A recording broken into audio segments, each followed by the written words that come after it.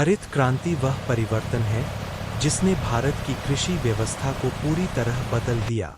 इस क्रांति के अंतर्गत आधुनिक वैज्ञानिक तरीकों का उपयोग करके कृषि उत्पादन को तेजी से बढ़ाया गया।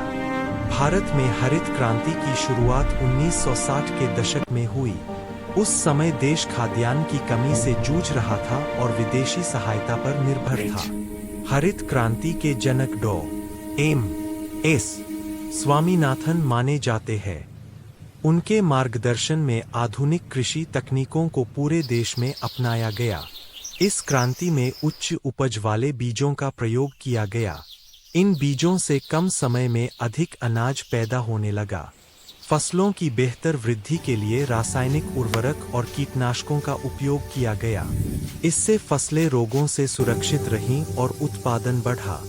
खेती को वर्षा पर निर्भरता से मुक्त करने के लिए नहरों, ट्यूबवेल और पंपसेट जैसी आधुनिक सिंचाई व्यवस्था विकसित की गई। आधुनिक कृषि मशीनों जैसे ट्रैक्टर और हार्वेस्टर के प्रयोग से खेती तेज, आसान और अधिक प्रभावी बन गई।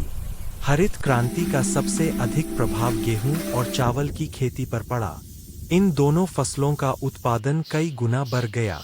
इस क्रांति का मुख्य लाभ पंजाब, हरियाणा और पश्चिमी उत्तर प्रदेश को मिला।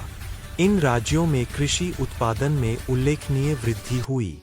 हरित क्रांति के कारण भारत खाद्यान्न उत्पादन में आत्मनिर्भर बना।